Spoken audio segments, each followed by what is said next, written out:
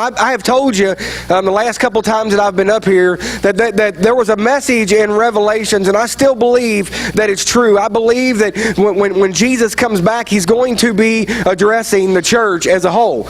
I mean, when you look at the first 6 letters in Revelations, it's addressing the church of Corinth, or it's addressing this church or that church, and what they need to do to just, hold fast, or to get back on fire, or that, God is just showing them something of a place where they need to go and go just a little bit farther.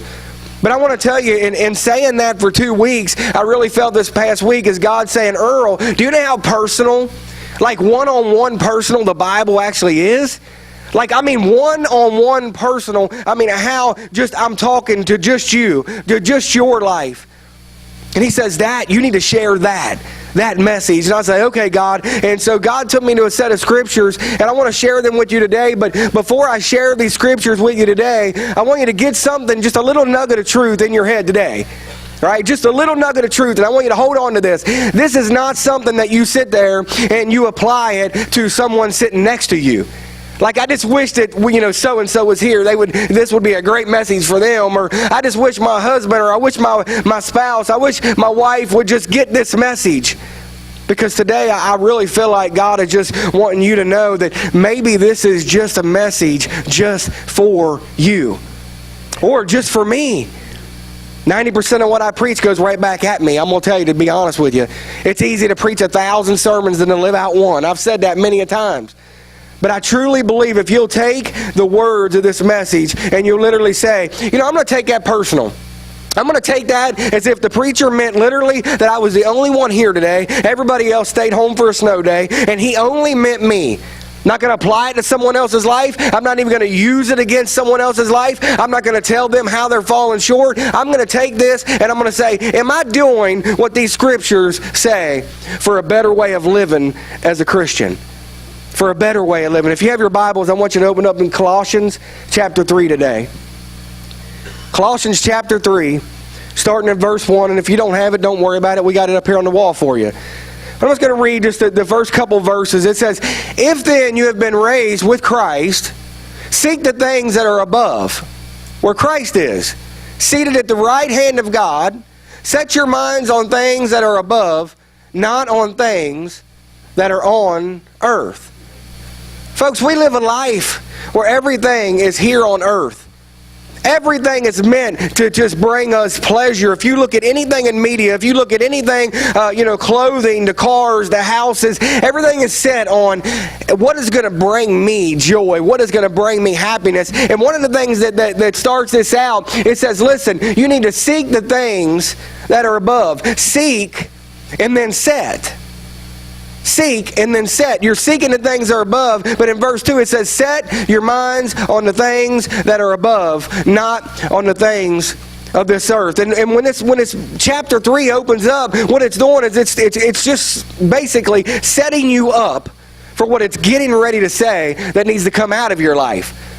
Because see, I'm going to tell you, when you become a Christian, how many of you know that when you first become a Christian, it was a lot easier, but as that old man started to try to come back into your life, as the old things try to start, just creeping back in, it's a lot harder to fight it off. And what this is a personal message just to you and just to me. To say, listen, this is not about, God did every single thing when He sent Jesus to die on the cross. And He literally bridged the gap between sin and the fallen man and between God, who is holy and righteous. So He did every single thing He needed to do. But this is a very personal message today saying, listen, there is more for a greater life. There's more. If you want more, there's more. And a lot of people are always saying, well, how do I get more? How do I go to this next step? This is how you go to the next step with God. This right here. If you have been raised with Christ, seek the things that are above, where Christ is, seated at the right hand of God. Set your minds on things that are above, not on things on earth. How many of you like to win? In here, raise your hand if you just like to win. Right? Rest of you are just losers, right? I'm just kidding. I'm going to tell you, CJ was saying something and the other day that I just thought it was so funny. He said, we are a church that does not like to lose. Like most of our leadership in our church, like if you just look at them one-on-one, I don't know too many people in our leadership group that likes to lose. It'll make us angry sometimes. We don't like to lose at anything. It doesn't matter if you're playing ping pong, if you're playing basketball, if you're playing softball. It doesn't matter how we're representing whatever we're doing. We don't like to lose. We like to do anything and everything to go one step farther to make sure that we are going to win. And I don't think that that's necessarily a bad thing. Because I'm going to tell you, if you have a mindset that I'm going to win my relationship, I'm going to win and be a part and be of the things of God, you're going to have a set mind to do it. You're going to have to go to battle against yourself, against your fallen nature, against your flesh side. You're going to have to go to battle to say, I am not willing to lose. And the things that the Bible tells me that I need to do, I'm going to set my mind to win. When I was young, I remember we had, all these snow days that we've had of late, which is kind of crazy because we never had one snow day up until we announced that we were leaving this building, and then all the snow just broke loose, right? Snow day after snow day, and God's like, okay, you got the picture, you got the message, I gave you the message, now the snow can come. And all these snow days, but I was reminded this week of one snow day that we had back when I was living in Covington. And I was just a little tiny boy, and I'll never forget one of the stupidest things that I ever did. We had a snow day. Our house was always packed. My mom and dad did foster care. There was always 5 or 6, 7 of us, 8 of us, 9 of us running around the house. And we had a snow day, and we all decided that we was going to play hide and seek. And me and my sister Jody, we'd never really liked to lose at anything either when we was younger. So we had this plan. We said, okay, here's what we're going to do. We got to find the best hiding spot ever. Ever. And I remember that, my foster brothers, they was going and they were, counting, 1, 2, I'm coming when I get to 25. Okay, you come on. And so we run upstairs and you got to remember, it's a snow day. So there was snow outside on the ground and a lot of it for Covington to call off, right? So we had like 6 to 8 inches outside, I'm sure. And we couldn't really find a great spot. And then it hit me. The best spot that nobody would ever look for 2 little tiny kids to go would be on the roof. The best spot ever, man. It was going to be the greatest spot. And I said, I got it, Jody. Come on. And we ran, man, down to her room. And I lifted up the window and I said, get out on there. She said, are you crazy? I said, I promise you, they'll never find us. I promise you. Get out there. I'm coming too. So I kind of forced her out the window, right? And she's only like a year older than me. And I just said, get out that window now. And I said, I'm going to raise down the window just about this much. And we're going to be able to see them. And I'll keep the blinds where we can barely see them coming in there. And we'll be really quiet and they'll never find us. So we get out there and we're literally in our pajamas, laying on a 6 to 8 inches of snow on this roof. And we're looking through the window, right? And here come my brothers, right? And they're in there like looking everywhere. And they go back out of the room. And I'm like, this is awesome, man. Like, we're going to stay out here until they call, like, Ollie Oxenfree, y'all get to hide again or something. And all of a sudden, something happened. And my mom comes storming through that door. Walked right straight to the window, like, opened that window, man, and she grabbed me and she grabbed Jody by the hair of the heads. And I had hair back then. And she dragged us in that window. And she said, what are you? And hitting us. I said, hey. I only got one question. How'd you know we was out there? They couldn't find us. She said, Diane, our next door neighbor, saw you 2 goofballs crawl out on the roof and was up there. She said, you're lucky you all ain't dead. And I said, yeah, it wasn't that smart, but we never got found. But we took a beating that day. But I'm going to tell you, we had a mind that was set on not losing. Folks, I'm going to tell you, Christians nowadays, listen, this is so, remember this, it's personal. So this is to you. This is to me. Today, Christians do not take it personal living their life out for Christ. They don't take it very personal.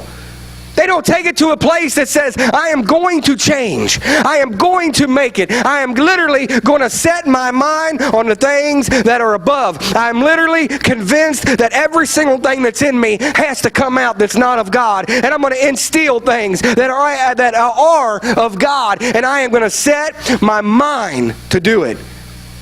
A lot of Christians live in defeat today. And I want to ask you a question. Are you going to live in defeat? Or are you going to set your mind that God and you can get you to a place that you never could have ever imagined?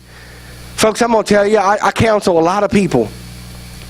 And most people that I counsel, most people, not everybody, but a lot of people that I counsel come into a situation already defeated, as if they've already lost the battle, as if it's already over. It's already a done deal. And with God, nothing is a done deal. Nothing's a done deal, right? We got to set our minds. Verse 5, we're going to jump to verse 5, and it says, put to death, therefore, what is earthly in you. Sexual immorality, impurity, passion, evil desire, covetousness, which is idolatry. On account of these things, the wrath of God is coming. In these you too once walked when you were living in them. The first 3 lines up here, you guys, makes it so personal to every single Christian. We need to learn something today, folks. God, when He says these words, put to death. I mean, you just don't ever hear those words, do you? You know what they did to children when they were disobedient in the Old Testament? They put them to death. It's true. Hey now. Quiet down or I'll make it more personal, Joe. I'm telling you right now. Put to death. Put to death the things that literally are bringing you down. I heard a college professor one time say that every day you get up should be literally like an electric chair moment. When you get up in the morning, you should literally have verses like this in your head that says, I'm going to put to death every single thing that's flesh that's going to come out of me today. That literally, I'm going to put to death every single thing that's not of God today. I'm going to do that. I'm going to make it personal. I don't have to worry about sister so-and-so. I don't have to worry about brother so-and-so down here. I don't have to worry about, I need to do this for myself. I got to get it to as close to as God as I can. I need to put to death the things that are in me. You ever notice that this verse right here doesn't say, put to death, therefore, what is earthly, and the person sitting next to you in the church? Isn't that amazing? That God never one time gives us the right to say, okay, this would be awesome for Harold. Put to death, therefore, what is earthly in Harold. Put to death, therefore, what is earthly in Dustin. Put to death, therefore, what is earthly in my husband sitting next to me when I'm going to hold on to every single flesh thing that I want to do, but I'm going to cast my judgment on you. Are you listening today? You need to hear this. I mean, some people's probably done tapped somebody. Like, hey, you need to hear this today. Listen, you better listen up. Put to death what is earthly in you. It's personal, folks. God does not play games where we're going to cast off everybody else can change, but that's just the way that I've always been. Do you know there's not one verse in the Bible that gives us a right to use, this is just the way that I've always been? That's just the way, that's just how I am. Accept it. That's just how I am. I can't do nothing about it. I curse every single word comes out of my mouth. Just who I am. Me and God's made a deal. God does not make a deal with sin. He says, put it to death. Put it to death. Dude, God does not make deals on sin, folks. Put it to death today. Why? Well, I'm getting there. Verse 8. But now you must put them all away. He even gets more personal. Anger, wrath, malice, slander, obscene talk from your mouth. Do not lie to one another, seeing that you have put off the old self with its practices. But now you must put them away. You know how many people deal with anger in this place? You know how many people deal with malice and wrath and slander and obscene talk? I run into people all the time that are supposed to be Christians, and hey, I tell you this joke, but before I tell you, now listen, somebody just told me this, so I'm going to tell you this. No, you're clearing the field to get away with telling me a dirty joke. So acting like it's not coming from you, but it's coming from you because you're carrying it on. Shut it down. Listen, put them away. Listen, verse 10 says, and have put on a new self, which is being renewed in knowledge after the image of its creator. I love this verse. Having put on the new self, which is being renewed in knowledge after the image of its creator. You know what's so cool about that? Is that what that verse is telling me is that right after we get baptized and we go down the old and we come up the new, the work is not done. Our work is not done.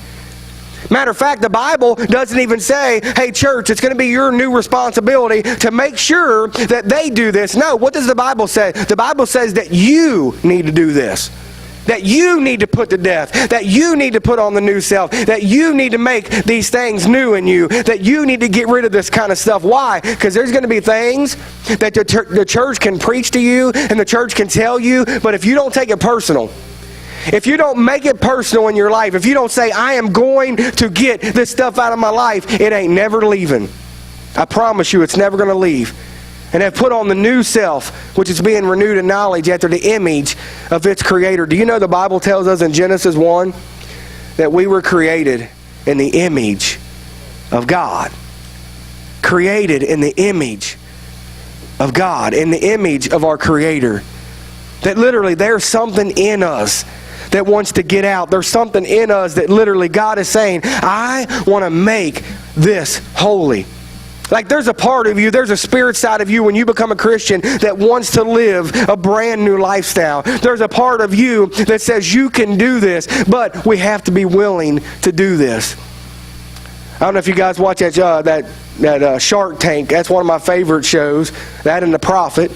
But I like to watch all the reruns of Shark Tank. And I don't know why I like to watch them, but I just like to watch them. And one of the sharks on there is Damon Johns. And Damon Johns created this basically a whole clothing line of FUBU. And FUBU is what it stands for. It's for us, by us. And when you start thinking about that, what it is Damon John basically, he created an image of clothing line that would be suitable for this style people or this style people, and they've got shirts, they've got hats, they've got socks, they've got all different kinds, and he has made millions upon millions of dollars on creating an image for us, by us. And I was thinking of that this week, and God says, you know, a lot of people in church do that. A lot of people create their own image for us, by us. We create our own image a lot of times as a Christian. That this is exactly who I'm going to be. This is exactly what God's going to have to accept. This is exactly the lifestyle that I'm going to live. And it doesn't matter what anybody else thinks. It doesn't matter what the preacher thinks. It doesn't matter what the church thinks. I have created an image for us, by us, or for me, by me. And God says, I only have one problem with that. Is that you weren't created in your own image.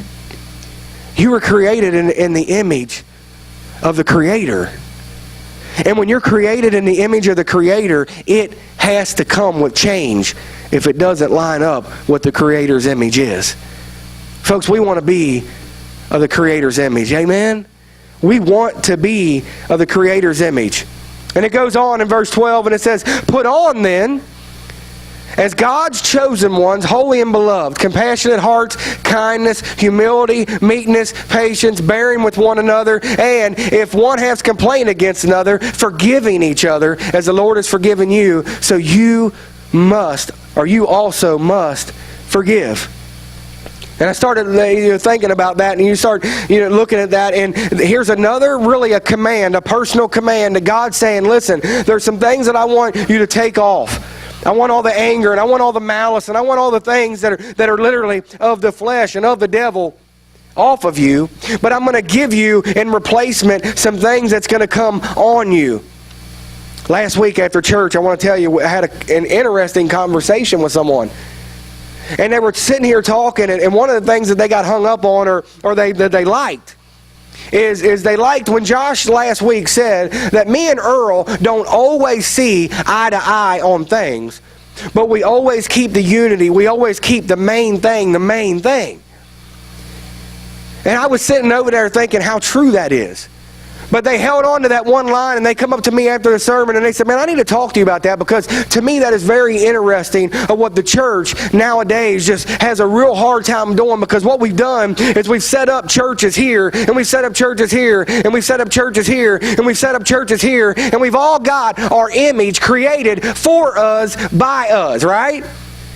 That's what a lot of churches do, folks. That's what a lot of denominations do. They create an image for us, by us, and it applies to us. But when you take two pastors and you put them in the same room, and one is Pentecostal and one is not Pentecostal, that can lead to some issues. Amen. When you got one spouse, one pastor's spouse who doesn't speak in tongues, and you got another pastor's spouse who does speak in tongues, that can bring some issues, right? So it's hard to form an image by us, for us, when there's so many different diverse things going on in just the pastor group here. But we've always said this. We said the main thing is the main thing.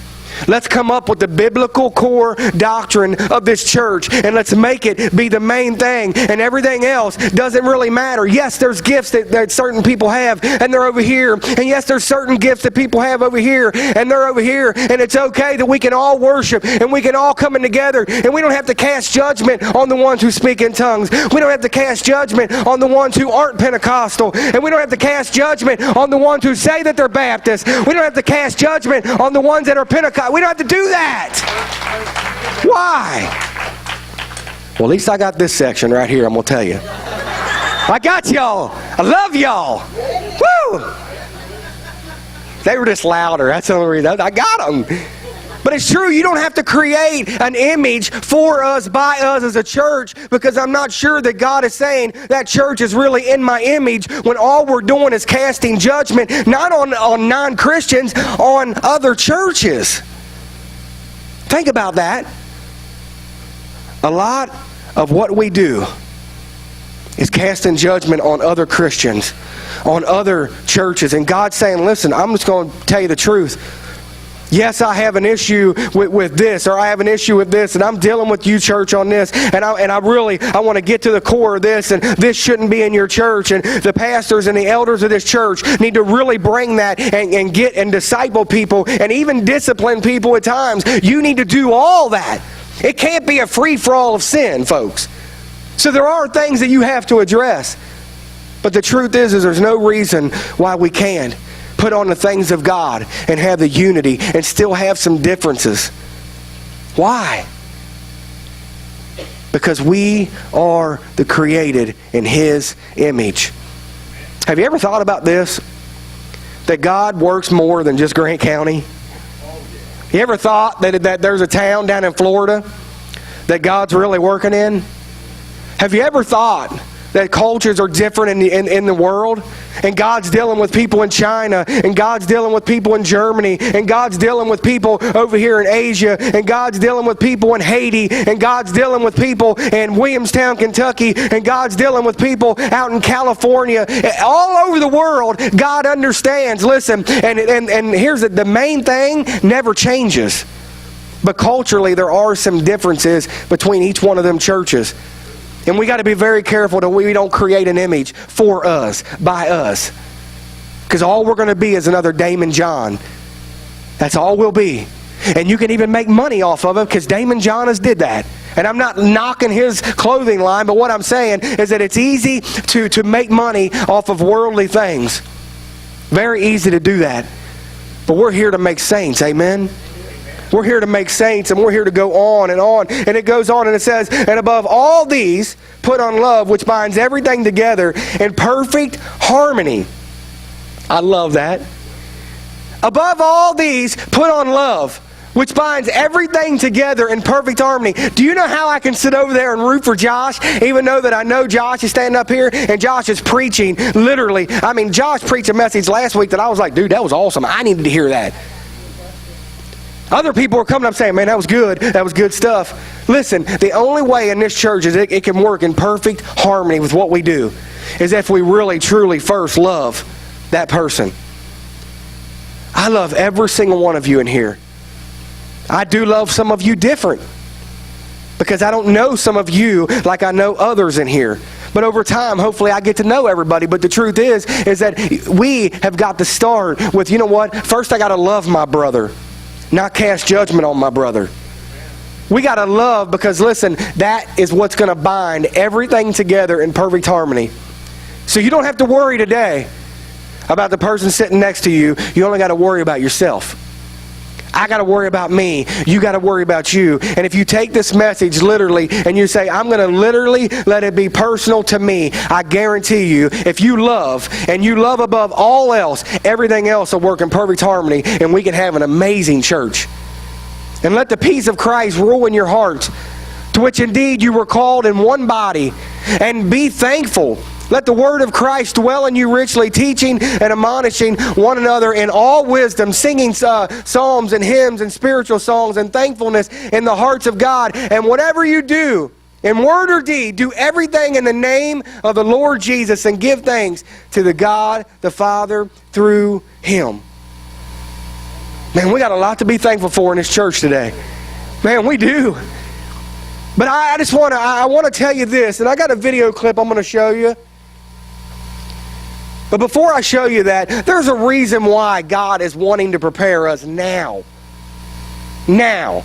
It's not for what's getting ready to happen in the next year or 2 years of this church. Because God literally blinks and 1,000 years rolls by. God is preparing us for something so much bigger, and that is eternity. God is saying, get prepared now for what is to come. Get prepared now. Prepare yourself now in this short life that you have. Because eternity is literally, there's not an end to it. So you have to prepare yourself literally for what is to come of this next and new life. So why not put off the hate now? Why not prepare our hearts now? Why not take it personal now? Why not want to win it now? Going, man, what am I to look forward to at the end? I'm going to bring an illustration that, this is like the first illustration I did. It was 20 years ago, but I can't think of a better way to explain it. I actually didn't use a rope back then. I used remember computer paper when it was all stuck together? And it had the holes on the side that you had to peel off. Remember that? I remember getting a roll, and some of you guys have no idea what I'm talking about, which is crazy to me. But because that was the best, and it never worked right because of the rolling things. But I remember being a youth pastor, and I put that computer paper all the way around the room, and but I'm going to use a rope now because I can't find that computer paper. Imagine this rope. Okay, pretend this rope just goes on forever. Okay? Just imagination. Pretend it goes around the world a few times. It doesn't. It ends at the rock. But let's just imagine this thing goes on forever. Now imagine that this rope is a timeline of your existence. You just exist forever. You see this red part? This would represent your time on earth. You've got a few short years here on earth, and then you've got all of eternity somewhere else. This is your existence. And what blows me away is some of you, all you think about is this red part. It's all you think about. You're consumed with this. You go, oh man, I can't wait till here. I'm going to work hard. I'm going to save so I can really enjoy this part right here. And you're consumed with that, and you're thinking, oh man, am I going to get to travel? Am I going to eat well? Am I going to do this during this part? And I'm like, are you kidding me? What about this? What about this? What about all this stuff? It's crazy to me because the Bible teaches that what I do during this little red part determines how I'm going to exist for millions and millions and millions of years forever. And so why would I spend this little red part trying to make myself as comfortable as possible, enjoying myself as much as I can? Paul says, look, I'm going to live my life for this mission. I'm going to spend my life, invest my life for this moment when I cross that finish line. See, I'm going to forget about all this stuff I could enjoy, and I'm not going to look around. I'm going to be like a runner, just looking at that moment when I face God, because when I face him, then I don't get this chance over again. We get one chance at this life on earth, and it can end at any second for any of us. We've got one chance at this, and then comes eternity. And I'm not going to be fooled. I'm not going to spend my life down here. See, people look at some of my decisions and go, oh, you're so stupid because that's going to really affect this. I go, no, you're stupid, because it's going to affect all of this. Man, I'm serious. I look at the way people live, and I go, wow, that is so crazy. You are so crazy. You're going to do that right now, just to enjoy right now, not even knowing if you have tomorrow, and you think that's smart and that I'm dumb? It doesn't make any sense. Paul goes, I'm not going to look around at all this stuff. And it's tempting. It's tempting to all of us. That's what I'm saying. Down here, it's crazy because everyone lives that way. Everyone lives for the red part. No one's thinking about the millions of years afterwards. It's just this crazy deception that we can't get out of our minds. And Paul goes, I'm not doing that. He goes, I keep my eyes on that. I keep my eyes on that finish line, and I'm going to forget what's behind me. I'm not looking around. I'm straining. He goes, I'm straining forward. I'm like stretching forward for that mark. I'm going to pass this thing. I'm going to live this out, and I'm going to face him. I'm going to come before the judges, and he's going to hand me that trophy. He goes, I'm going to get it. And I haven't gotten there yet. He goes, but you better believe I'm using every muscle, exerting every bit about me, because I'm going to pass that line well. Folks, we can have an amazing, amazing, amazing church that's going to get more amazing and more amazing and more amazing. But I do think what Francis Chan, and I'm a big, big fan of Francis Chan.